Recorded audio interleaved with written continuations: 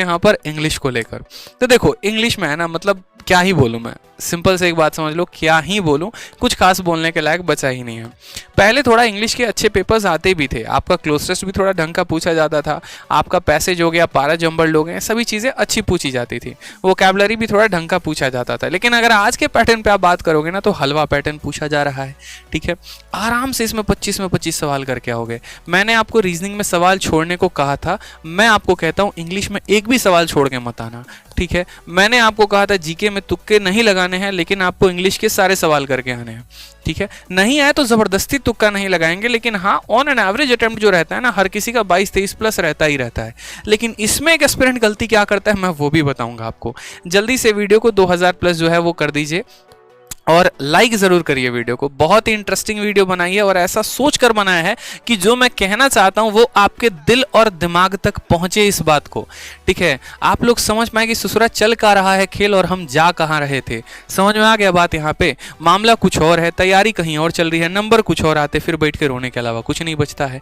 तो कम से कम पेपर का पैटर्न जान लो, उसके अनुसार तैयारी करो। पता चले 6 महीने तक खाली जीएस पढ़े और आया वहां से कुछ भी नहीं, तो क्यों की इतनी मेहनत भाई साहब? किसने कही थी आपको मेहनत करने को, ये बताओ पहले। इससे बढ़िया तो मेहनत वहां करते जहां से तुम स्कोर लेकर आ पाते, कम से कम कुछ तो बोला होता ना। तो इसीलिए पूरा का पूरा अपना मंथन किया है, दिमाग का पूरा फुलटस उपयोग किया है। ठीक है, आपको बस इतना करना है कि वीडियो को शेयर कर देना है। समझ में आ गया कि नहीं आ गया बात? 2000 लाइव चाहिए भाई साहब, सीधी सी बात है।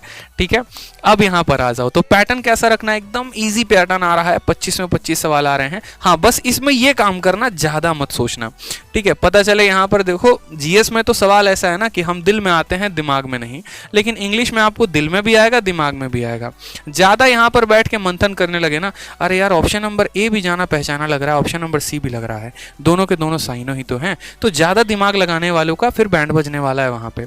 ज्यादा बुद्धि का प्रयोग ना करें, इसमें जितना ज्यादा समय बचा सकते हैं उतना ज्यादा समय बचाइए, क्योंकि इंग्लिश में ही एक आप समय बचा के अपने पास लेके जा सकते हैं और उसका उपयोग मैथ में, रीजनिंग में और जीएस में कर सकते हैं। अगर यहां समय नहीं बचाया तो खेल उल्टा पड़ सकता है यहाँ पे।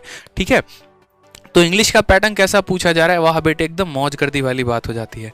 अब इसमें कुछ बातों का क्या ध्यान रखना है?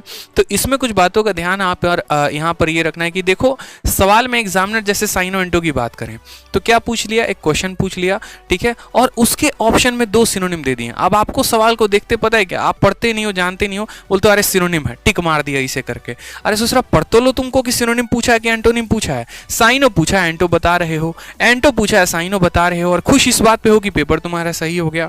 कम से कम ये तो देख लो जो एरर पूछा गया वो क्या पूछा गया, सब्जेक्ट वर्ब एग्रीमेंट का है कि टेंस का है। ठीक है, बहुत ज्यादा एकदम पूरा का पूरा दिमाग निचोड़ के लाके रख दिया वहां पे और पता चला टुच्चा सा एरर था। तो इसीलिए ज्यादा दिमाग का प्रयोग नहीं करना, जल्दी से जल्दी पेपर खत्म।